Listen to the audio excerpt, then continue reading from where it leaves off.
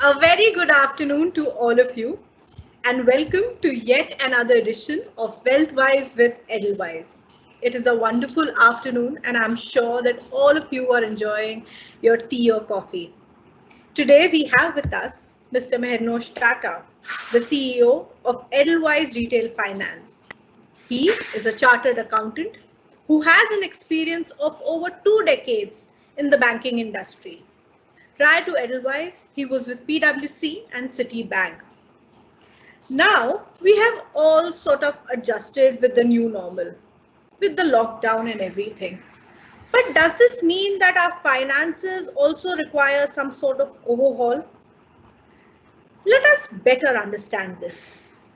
We will have Mr. Tata explain it to us on how to be more financially sound during the current times, how to build a solid credit history, how to move towards digital adoption, and how to thrive in this new normal. Please note that there might be a time lag of 10 to 15 seconds due to network or connectivity issues, so I request the audience to kindly bear with us. Over to you, Mr. Tata. Thank you, Anaga, and a warm welcome to everybody who's viewing this particular webinar. And I'll just take you all through my few thoughts in terms of how we need to really tackle this pandemic, which has not just been a health pandemic, but over a period of time has actually spilled over to being an economic crisis as well for most of us. Next slide, please.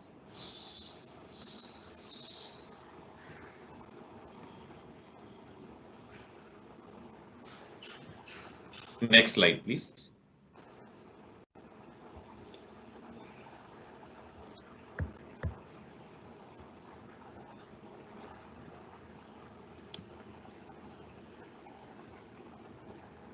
Okay, thank you.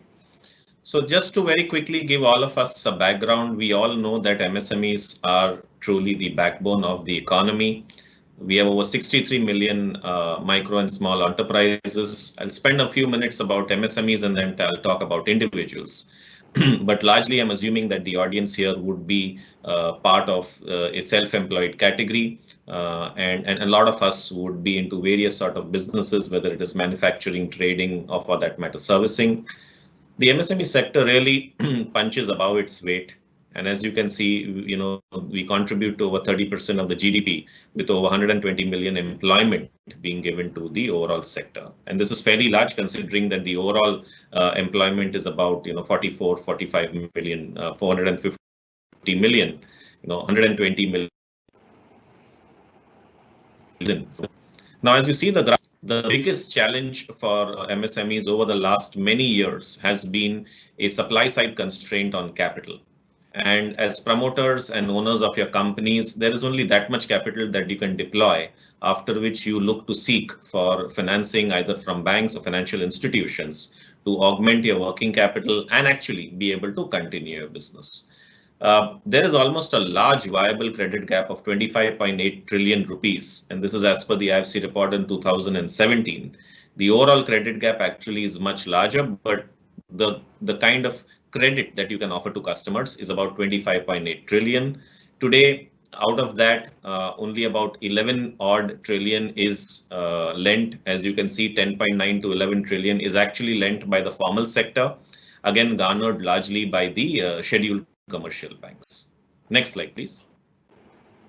Effectively, what this shows is that there is a big demand for credit, and as much as we can, there is an opportunity for MSMEs to grow with capital. Now, when you look at this particular slide, what I would like to share with you is there are a lot of tailwinds that today our micro and small entrepreneurs have with them, and largely being digitalization, where today data is the cheapest in India. You can get it at less than $1 for 1 GB. It is probably $6 to $8 in developed countries, right? So we all consume data, whether it's for personal use or for official use. And that's really helped us to go out in the market and use this far more effectively, right? The public data architecture today and the government and the regulator are really working very hard to see how we can get the Digital India Stack aligned. There is an account aggregator platform that is expected to come up where several banks will participate. And at some point of time, we expect that along with OCEN, which is the Open Credit Enablement Network, recently announced by Nandan Nilekani, to be able to come up with very different sort of digital lending opportunities.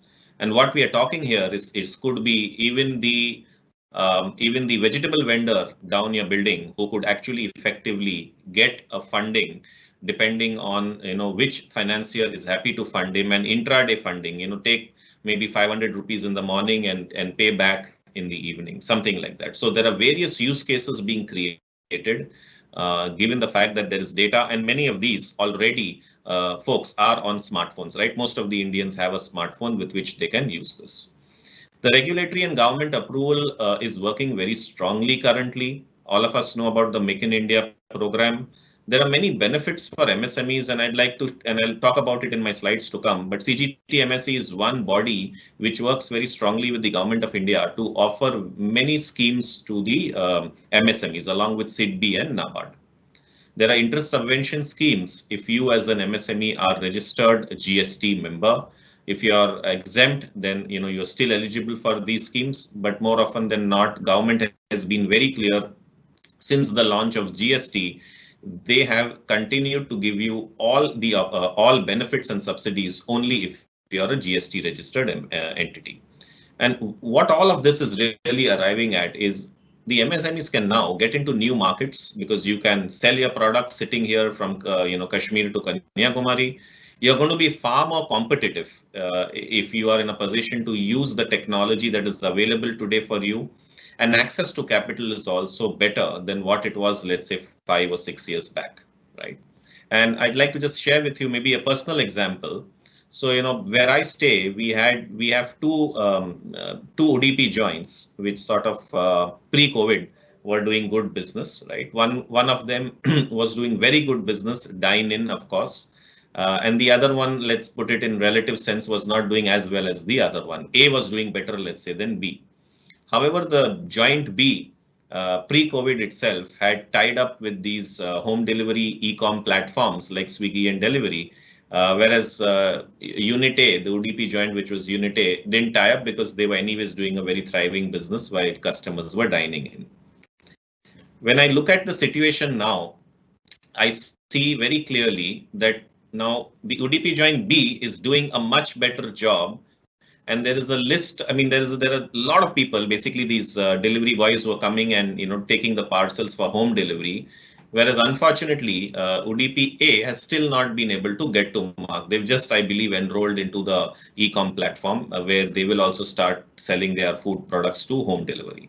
Now, very clear example right in front of our eyes, where maybe one entity was doing better prior to COVID, but the other entity which used the technology and was able to during COVID as well as subsequently is now probably earning more a day than what Unit A was doing.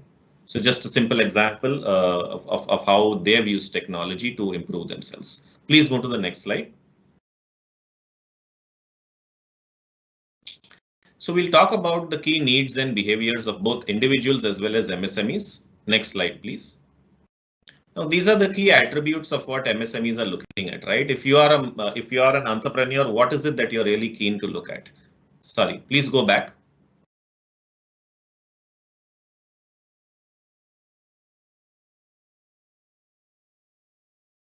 What are the key attributes that we can really look at? Most of the entrepreneurs, and this is from the customers that we have surveyed, we did almost 15,000 surveys since March lockdown to now. Every week we catch up with customers and do a survey with them in terms of what are their needs, how are they looking at their financial situation, what are the other concern areas from them. And some of this is distilled as data points for you over here. Now, we all know that our entrepreneurs know their business very well. They are obviously very enterprising, they are ambitious, and they are value conscious, right? And relationship oriented. Many a times they would prefer to have a cup of tea with their customer, with their own supplier, or for that matter, their banker, and over the table able to close their contracts and deals. They don't trust very easily. comes from the fact that, a lot of it, unfortunately, in India, you can get swindled. So they are very careful in terms of who they have placed their trust in. And usually they are influenced by the community that they sort of work in. And what I mean by community is, if you are a trader class and you see that one or two of your traders are doing X sort of business or are working with X way of doing things, they tend to follow that, because it's usually in that thought process saying, can we do what our colleagues are doing and probably do the same job better? Now, for their loan requirements, interestingly, the most important requirement is really talking about ease of documentation, right? And today, most banks and institutions really take a lot of documents. 39% of our customers have expressed that high documentation is a challenge. Lack of transparency clearly comes out as the other challenge when they go out to seek that additional capital. You will recollect in the first slide I showed you that today the biggest challenge is on the supply side, where not enough capital is given to our MSMEs. There is also a general inertia to move towards digital loans.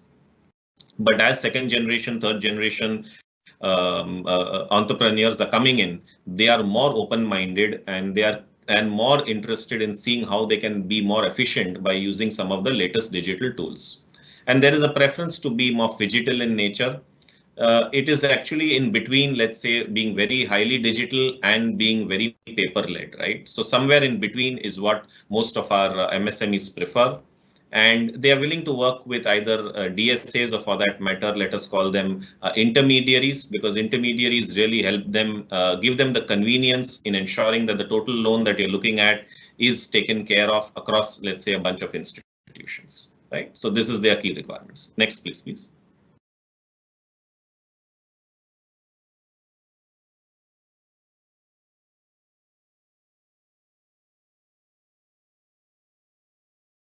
Now, when we went into the conversations with customers, recently when we spoke to them, 90% of our customers had resumed their operations, right? And just in March or April, 86% had shut shop because of the government diktat.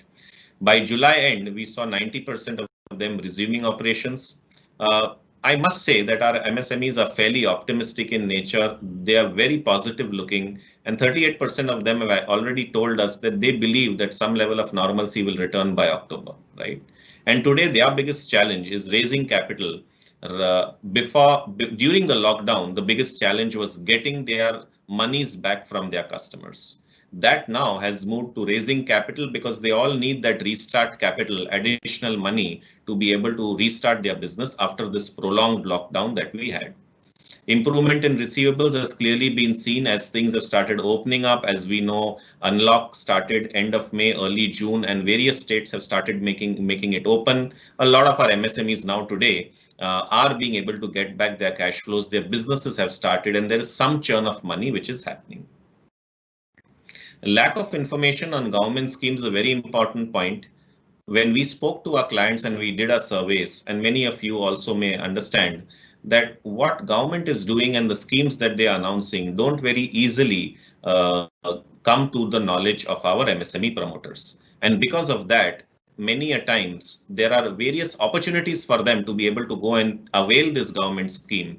They miss it out because they are not aware that these schemes are actually available and they can apply and get it, right?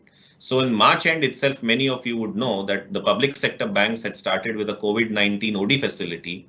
And if you wanted that loan, you could get 10% of that of your outstanding pre-approved without any questions asked. Now, when we spoke to so many of our public customers who are also having accounts with public sector banks, they were not aware that this facility was available for them, right? And like that, there are many such use cases or problems that when we realized that the MSMEs face, that they're not aware about the government schemes. Last but not the least was 32% of the customers have started accepting online payments, right? A simple example could be, a grocery store, which earlier would insist on cash, is okay now to take a digital form of payment, be it in the form of a credit card or an NEFT or an IMPS, as long as that money is coming in. And 10% has increased focus on online sales. So I think we are seeing almost a reasonable shift, almost 40%, 42% of our customers who were otherwise insisting on money coming to them in traditional mode, let's say cash in hand, are now open to look at digital modes, more convenient modes, whether it is the NEFT, whether it is IMPS, or for that matter, other electronic forms of receiving money online, which is an important, I would say, pivot that we are seeing during this particular lockdown, and a customer behavior change which is positive in nature. Next slide, please. So what should we all do in terms of the financial fitness, both for MSMEs and individuals? I'll share with you a few thoughts that I have, and then we can, there are a couple of slides after which we'll take some questions. But the most important thing that you can do today to ensure that you are fit is to have a very sharp focus on your customers. Your customers are the ones that give you your turnover, they give you your profitability, and they are the reason why your products or services are being used. So you need to be very closely connected with your customers in these times. We need to understand very clearly what are their needs, are they changing, and if they are changing, how can we help them to be able to meet their evolved or changed needs and customize those products. A very simple example could be somebody who is in the automotive industry supplying certain parts to, let's say, the larger OEMs. And if there is a change in technology, if there's a change in thought process, how do we ensure that we work with our partner to be able to bring out those design changes so that as and when that gets into production and commercialization, we are chosen as the obvious partner to be able to give them the supplies of these goods. So sharper customer focus is the first point. In terms of financial prudence, I would say I would emphasize this very strongly. Definitely look at your operating expenses. You may have read and you are reading all around. A lot of organizations are relooking at their expense base, especially their fixed cost base, and seeing how they can bring that down. If you are a manufacturer, you will need to look at how your operating efficiencies are working, what sort of, because the production may not be at levels pre-COVID. Your fixed cost is going to stay fixed. How do you look to bring down your fixed costs so that to some extent your expenses now also show a lower trajectory, but because your income trajectory is not going to be in line with what it was pre-COVID, right? And it is important in this period to identify your set of customers who you want to give a longer period of credit. Today, the way I look at it, I would say that getting money earlier is better, right? So cash is king in a way where you get your money earlier, even if you have to dole out some discount to your customers to get that funding back for you. That helps you to churn the money and take things forward. So ensuring that expenses are kept within your within limits, within budgets, and being careful and dividing your set of customers whom you would like to give a longer term credit and where you would want to keep it short in nature. Because again, the challenge for you could be that you have given a credit to your customer, but if they are not able to pay you back because their business is in trouble, that entire money can become a bad debt for you, right? The third point is being able to adapt quickly. Now, I would say that most of us by nature as Indians adapt very quickly. Sometimes necessity, as they say, is the mother of invention. And we should be happy about the fact that we are fairly nimble, right? As MSMEs, we are fairly nimble. As individuals, we are fairly nimble and adaptable. When you look at large corporates, it's not easy to change because they have very established set of controls and practices. And it obviously takes that much more time for an elephant to turn than, let's say, an animal which is much more nimble, right? So you need to think and look at opportunities which are there. In every adversity, there is an opportunity. I can give you a couple of examples. We had one of our clients who was in the diagnostic industry doing doing testing for diagnostics, and they looked at this COVID-19 as an opportunity and were the first diagnostic lab, private lab, which got approved by the ICMR, right? Another example of a textile company which started making masks and PP suits while they were doing something completely different prior to COVID. A third company based out of Rajkot, which was essentially making capital machinery for various other industries, packaging, etc. And they started making machines which could in turn make these masks and which could in turn make these PP suits. So we've seen examples all around us of how quickly our MSMEs have looked at these opportunities and the differentiated scenario currently, and they've been able to continue to do their business even during the lockdown period, right? The third point is very important in terms of being able to look at your transactions through banking and digital channels. Now, as we go along, one of the things that your institutions, your partners, banks, or I would say your financial institutions will give a lot of weightage on your banking transactions. So as much as possible, if you can ensure that the business is recorded and it is through your banking channels, the health and the performance of your banking statements are without check bounces, are in line with what you would like to show, you will see that as things come back to normalcy, these set of customers will always get a preference. So as an individual, or as a matter of fact, as a small entrepreneur, you must ensure that your banking transactions are robust, they are healthy, because these will be given a lot more weightage than historically what banks do, which is looking at your 3 years audited financials, because it doesn't make any sense today to give a lot of weightage on financials. Life has changed fairly drastically post March 2020, and most banks and institutions understand that. So they would want to look at how your banking has behaved over the last 6 months and as you go along. And this is an important point. Next slide, please.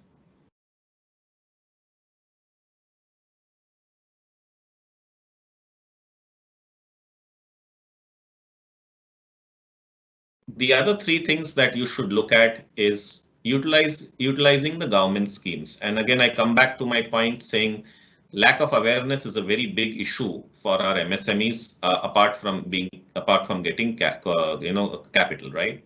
So Government of India under the Atmanirbhar Bharat loan has come out with a 3 lakh crore emergency credit line for our MSMEs. Most of our entrepreneurs have a banking relationship or have some lending relationship with non-banks, and they should look at this scheme, especially if they want some restart capital. It comes at a very good pricing, and the first year is only where you are paying interest. You are not required to pay an EMI. So to that extent, there is a glide path given by the government that they understand that your cash flows are not going to be in line with what it was pre-COVID. So for the first 1 year, you will be required to only pay interest and not the EMI. So please look at it in case this is an opportunity that you would want to look at. The government has also come up recently with the Udyam portal, which is effectively a combination of what many of us were doing earlier, where we had our Udyog Aadhaar registration done. Now it seems that they want the registration to be done online under the Udyam registration portal, and that if you Google it up, you will be able to go through and see it. And it's important that you're registered under Udyam. It helps you to be classified as a priority sector lending customer, whether you're micro, small, or medium, depending on the data that you put in, it will be classified. And again, it's important that if you are in a bracket where you are eligible to pay GST, you should be a GST registered entity. All benefits and subsidies that the government has been giving is looking at if you are a GST registered entity. And I guess that as we go along, this Udyam registration will also become a very important thing. It was recently announced only, I think, on the 21st or 22nd of August. But this is a game-changing circular which has come out, where they want all the enterprises by 31st March 2021 to be registered. To my mind, it is a very simple process, maybe not more than 10 minutes, and can be done by ourselves. You don't need anybody's help to do it, and you should get yourself registered under the Udyam registration portal. The third thing which is of benefit to you would be to look at enrolling yourself on the TReDS platform. Now again, here it is a bill discounting platform for many entrepreneurs where you are selling to principals. Can you get that money, which is 90-day, 120-day credit period immediately? The TReDS platform is essentially a Government of India initiative which gives you that opportunity to enroll there and put up your bills, and you have a plethora of banks and non-banks who actually bid, and you get your funding at the lowest pricing. Now, this to my mind is also an important information we are sharing. And for entities, you should look to enroll over there and see how your bills are getting discounted. This is over and above, of course, the funding that you get from your banks and non-banks. Technology and digitization is obviously going to play a key role. As the demand comes down, we all know that the large corporates have already spoken about the fact that their turnovers are going to be down by 10 to 12%. The EBITDA margins of the large corporates are going to be down by 20%. And most of our MSMEs supply to large corporates. Most of us supply to these corporates. If the demand is going to be less, obviously our turnover is also going to be lower. In this process of lower turnover by large corporates, a lot of them are also rationalizing the number of suppliers that they have. And one of the criteria that they will use very clearly would be what level of digitization are you at, so that they can see the stocks that you carry, they know what sort of turnover you're doing, and have a link between a host to host link between them and you. It's important to that extent that you have a certain level of digitization. Also, of course, this helps you to reduce your cost and builds process efficiency. And like I said in my earlier slides, today, if you have the ability, depending on what product, of course, if it's a B2B product, you may not necessarily be able to do it online. But even in B2B, if you are able to showcase your products, then you could get orders from places and customers that, let's say, your sales teams have not been able to reach out to. So it is important to spend time and look at this as an important pivot in your business, whichever business you are and whichever traditional business you form part of. I'm sure that there are ways that you can look at digitization and technology to assist you. Last but not the least is in terms of preempting and being able to manage your cash flows well. It is very important for us to understand that the moratorium ends in August. All of us will be required to start paying our EMIs from September. The cash flows may not be in line with what they were pre-COVID. And to that extent, I would advise our teams and I would advise our entrepreneurs to look at consolidating debt. If you've taken a lot of unsecured business loans which are at larger or higher pricing, see if you can substitute that by, let's say, offering a secured collateral and bringing down your rate of interest and also extending your tenor. Right. So these give you an opportunity to be able to not only service the debt at a lower interest, but also the cash flows, your cash outflow is reduced because the tenor of your loans are getting increased. So some of these things we must do, just as we stay fit by walking outside, by doing yoga, maybe by exercising, depending on what works for you as your own fitness. These are 6 things which I shared with you, which are very important to my mind that you need to sit and do for your own entity, so that you come out of this crisis much stronger, more healthier, and with a lot more energy, so that when things turn around, and these things definitely will turn around, it's a cycle, and we can expect starting Q4 or early Q1 in 22, things to change around for the benefit, and we'll be back in full business as we were possibly doing pre-COVID. So you need to be nimble right now and be able to take advantage when things turn around to your benefit. Next slide, please.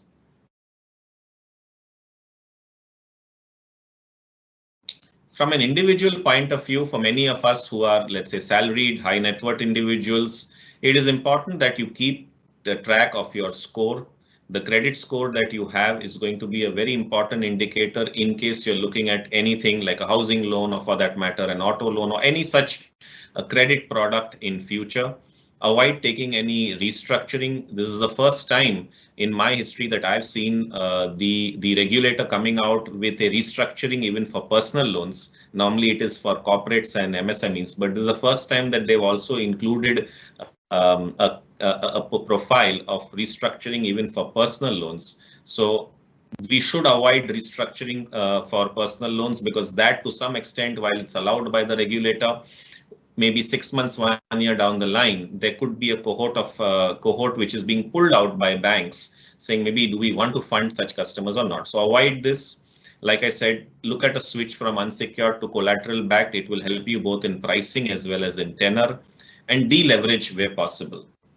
Use your assets, use your money in allocations, and you can sit with your wealth advisor to understand where you will get the maximum benefit. Keep some liquidity in hand, especially where you need it. Given the current environment, I would advise that some amount of money should be held where you can very quickly get that, so that that liquidity helps you when you need it for your business or for an order that you're looking at, or for that matter, if you're an individual and you need that money for whatever purposes that are required, right?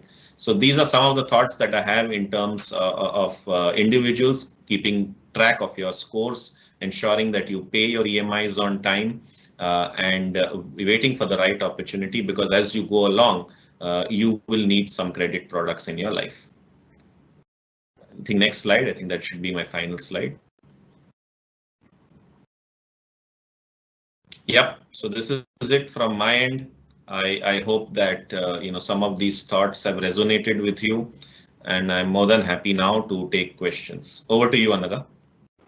Thank you so much, Mr. Tata. I believe the insights will be very useful, not just to our retail investors, but for small scale businesses as well, as especially, the last 6 rules of financial fitness. I think they were very spot on. So we have a lot of questions, and I'll sort of read out a few curated ones. Now, the first question is that, definitely if we focus on an SME or MSME business, when they are looking to borrow money, could you just, in a crux explain what are the parameters they should sort of keep in mind? Yes. So when you're looking to borrow money, especially now, firstly, Firstly, I'm assuming that you've explored all options and only then you're going out in the market to look to borrow. It is for some business requirement. It is for restarting capital. The key things that you need to keep in mind are, or what I would say the financial institutions would check, would be how has been your banking behavior over the last 6 to 9 months. A lot of priority and weightage will be put by the financial institutions on that. Of course, your FY20 numbers to some extent will be looked at, and some weightage will be given over there. And the credit scores or the credit rating will be pulled out by most institutions for whatever lending that you're going to. The first preference should always be to go to your working capital banker, because they know you, probably you have a relationship and history with them for a reasonable period of time. And it is easier for the branch manager of that particular bank to be able to give you that incremental funding, because they already have your cash flows. They know the way you operate. If there is a seasonality, they understand that, etc. Right? So being very clear in terms of what you want to do. I would also advise that look at the government schemes, and wherever you can possibly leverage the government schemes, like I spoke, ECLGS, etc. Use those schemes to your benefit. They come to you at very preferential pricing and no additional collateral is required at that point in time. If you need more than that, of course, you should approach your banker and have the conversation. Depending on why you need it, they will try to understand that, whether it is your order book or whatever else is there.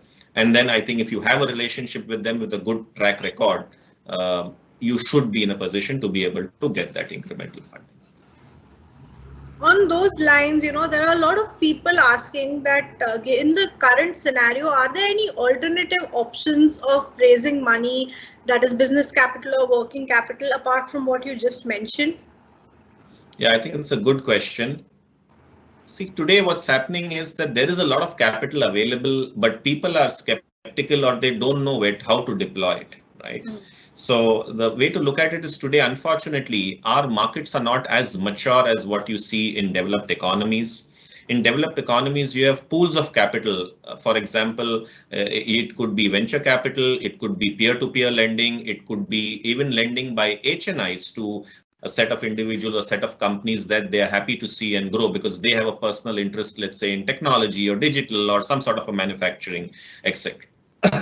In India, we are a little limited on those options. It's not very easy for an MSME to find out who is the owner of the capital and can he connect with them directly, which is why usually what does happen is you have an intermediary which helps you connect with either banks or financial institutions. I would say you have to give yourself another 3 to 6 months. I personally believe that the account aggregator platform, along with the open credit enabled network that is going to come in, will revolutionize the lending in India, just as we've seen digital payments being revolutionized after UPI, right? So another 3 to 6 months, you will probably have a cohort of capital owning people willing to give you that capital if you meet certain criteria for them. Currently, I would say it's largely banks and non-banks that you can reach out to. Of course, you already have your traditional ways, whether it is your friends, family, and extended known people who would fund you, but very difficult in a formal environment currently to be able to identify people. So crowdsourcing is not an option, because I have a question from a gentleman asking, is crowdsourcing an option right now, or should one consider it? Again, it depends on your idea, and no harm in trying it out. If your idea appeals to people, crowdsourcing usually works where people, like-minded people, are willing to put in the funding and see you succeed. So it depends on the idea, but no harm in trying it. Especially, it's one other way to reach out to people that you don't know and outside of your network, and who like the idea and willing to participate in the risk with you. Okay. Thank you so much. I have another very interesting question. I have a gentleman asking, how should one be credit worthy for a business as well as for a retail customer? I think I've sort of mentioned a few points over there. Credit worthiness will be looked at in 2 to 3 ways. Clearly, most banks and non-banks rely a lot on the credit bureaus to be able to give them information which gives the history of your performance, right? Both individual as well as your entity. The trade lines that one sees in the credit through the credit bureaus gives you a fair sense of not just the intention of the customer, but also the ability of the entity and the individual to pay back the loans that they are taking. So keep a good track record.